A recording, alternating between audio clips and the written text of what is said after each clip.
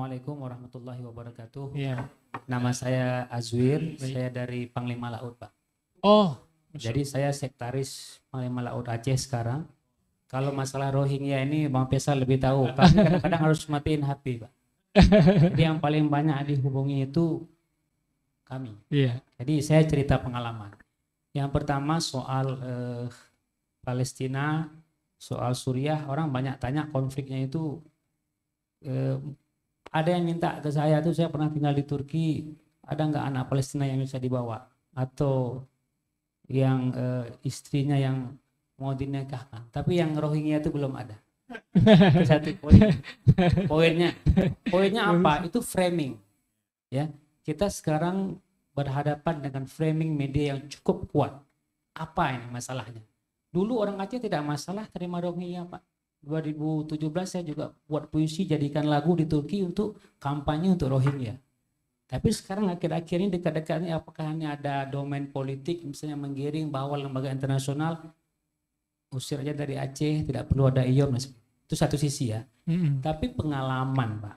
Pengalaman kami di Panglima Laut sekarang ada 18 kabupaten, 179 Panglima Laut yang berhadapan langsung dengan Rohingya.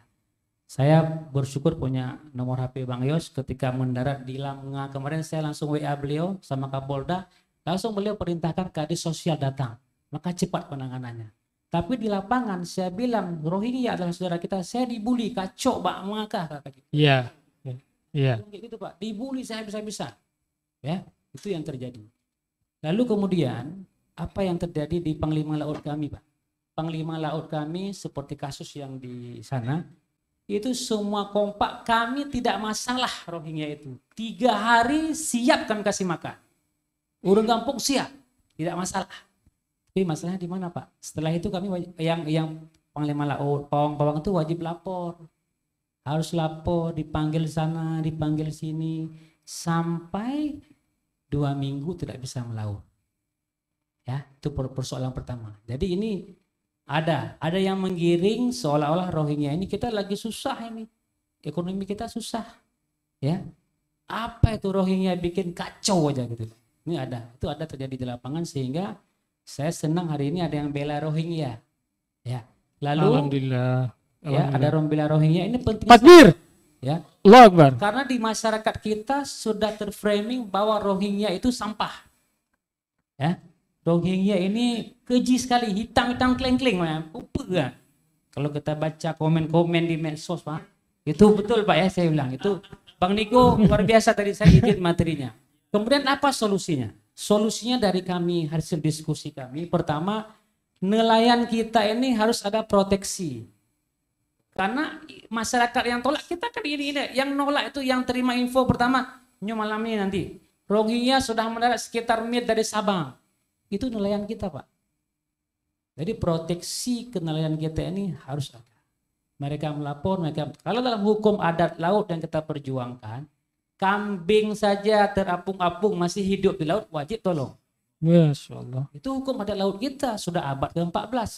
Tadi arsip tadi itu ada di museum namanya di Istanbul, Bang Maniko, saya pernah lihat itu. Oh, di Allah. Istanbul ya. Pernah lihat langsung, jadi Pak? ada 73 surat Aceh di masjid itu.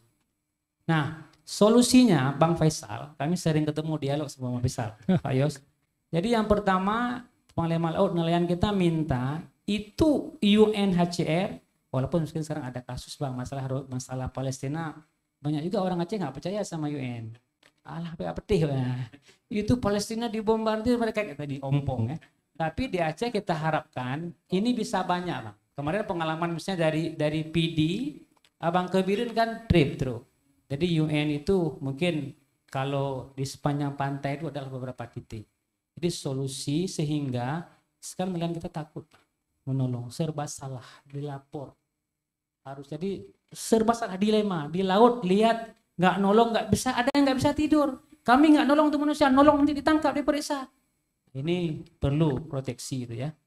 Kemudian solusi untuk jangka panjang saya pikir masalah Rohingya ini bukan 1 hari 2 hari, sudah puluhan tahun ini. Kita tadi dengar cerita luar biasa. Solusinya apa? Saya pengalaman melihat pengungsi Suriah ya di Turki itu Ini mungkin perlu kita dorong high level meeting di level Kementerian Luar Negeri. Ya, di ASEAN itu ada satu kesepakatan bersama antar Kementerian Luar Negeri ya. Misal ya, ketika kejadian kemarin di Turki, banyak orang-orang Suriah yang masuk Turki, itu mereka Uni Eropanya duduk. Oke Turki, karena banyak ini dekat sama kamu, kamu sediain tempat. Turki sediain tempat di 2 tempat. Satu di Gaziantep, satu di Hitay. Jadi itu dibuat barak. Yang buat baraknya siapa? Ada Jerman. Nah ini Bang Faisal mungkin di UN bisa mendorong solusinya itu bukan di level kita. Level kita ini hanya perlu koordinasi dan kampanye kayak gini. Sehingga masyarakat kita, itu saudara seiman kita. Itu orang-orang yang teraniaya. Bukan pergi tur mereka ke Aceh. Nah itu ya. Saya diceritakan sama Ferus itu yang pertama saya ketemu orang-orang Rohingya itu. Maaf saya bilang, aja nggak bisa tuh dalam kapal. Karena kenapa? Kapal yang seharusnya 25 orang, mereka 200 orang. Udah sakit, nggak bisa dia, dia. Hah? Itu bayangkan saudara kita. Ini mungkin solusi UN dan teman-teman kita dorong ada pertemuan di level Kementerian Luar Negeri. Di sana bisa ada solusi, baru kemudian misalnya sepakatnya di Aceh misal ya. Tapi saya dengar baru-baru dari Wapres, saudara misalnya di Pulau Aceh atau Pulau Rondo. Jadi kalau ada yang mendarat kita sorong ke sana, rumahnya yang buat, Malaysianya bantu, Thailandnya bantu, Myanmar bantu, nah itu baru namanya ASEAN. Baik. Kira-kira Baik. begitu. Assalamualaikum Dengan warahmatullahi wabarakatuh. Dengan Pak